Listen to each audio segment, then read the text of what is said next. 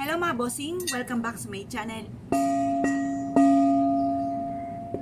Kayo po ba mga bossing ko ay isa sa mga naniniwala at mahilig sa mga pampaswerte? At tuwing umaga, meron kayong dapat ginagawa mga bossing ko para buong isang araw ka, buong maghapon ka na magiging maswerte mga bossing. Ako po may tuturo sa inyo, lalo-lalo na ngayong araw na ito mga bossing. Pero ano't ano man, anong araw nyo man po ito mapapanood at ikaw ay naniniwala dito dahil napakasimple na ng aking tuturo, subukan nyo po ito mga bossing. At syempre mga bossing ko, pagising natin sa umaga, kailangan positive ka lamang. Kaya po minsan mga bossing, may gising tayo na hindi maganda.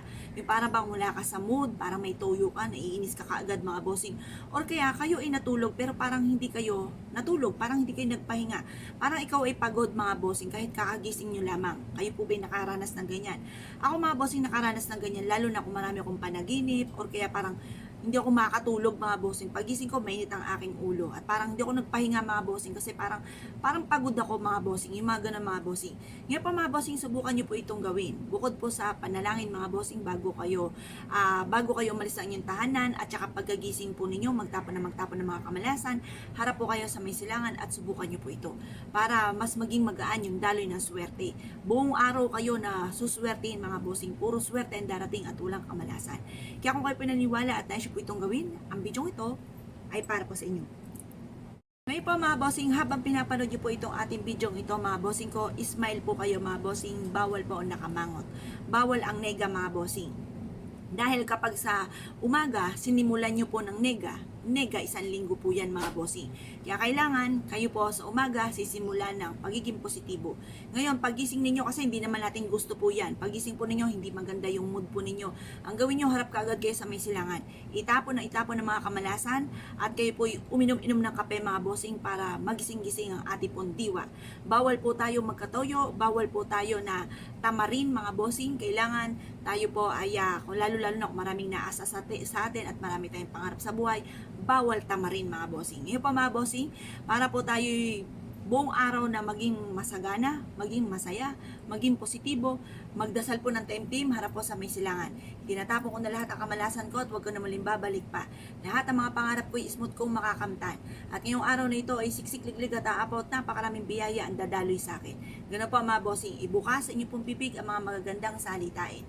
Yung mga pangit na salitain, ipagdadasal na mabago at kumbaga, yung mga problema nyo pagdadaanan ay pagdadaanan lamang at hindi nyo po tatambayan mga bossing.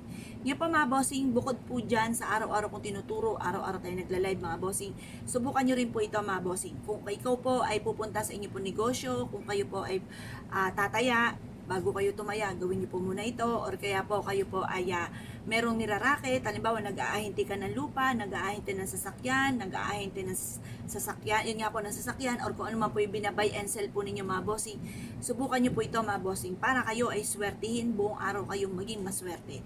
Kumuha po kayo mga bossing ko, syempre, ng asin. Ang asin ay isa sa mga subok na nagtataboy ng mga kamalasan. Ayan, asin. Pagtapos mga bossing, para mas maging magaan ang daloy ng swerte po sa atin, smooth ang daloy ng swerte, buong araw po tayo mas maging maswerte mga bossing, subukan nyo po sa pamamagitan naman ng bulak. Ayan. Ngayon pa mga bossing, ang gagawin lamang po natin, etong ating bulak, lalagyan po natin, pahabain nyo po siyang ganyan. Pero kung hindi ganito yung bulak ninyo, isang ganun lamang pag kumuha po kayo, ibudbud nyo lamang po mga bossing ko ang ating asin. Ayan, ganyan. Tapos, ilalagay ito sa bulsa, isiksik sa bulsa, at kayo po ay saan man tutungo, kayo po ay palaging suswertin. Pero syempre mga bossing, mag-uukol ng panalangin bago umalis ng inyong puntahanan, bago ka umalis ng inyong puntahanan, kayo po ay mag-uukol ng panalangin para maligtas sa anumang kapahamakan. At magkatotoo lahat ang mga kahilingan. Yan, pagtapos po nito mga bossing, sabihin nyo na lahat ang nais po ninyo. Halimbawa, kayo ay mananaya. Sa akin tinatayaan, ako ay manalo ng malaking halagang pera. Or sa akin negosyo, ako ay magkaroon lagi ng araw-araw na malaking benta.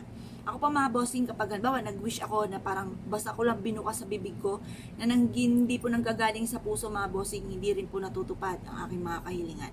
Kaya mas mainam mga bossing ko, ay magmumula sa puso ang ating kahilingan, matutupad po yan mga bossing.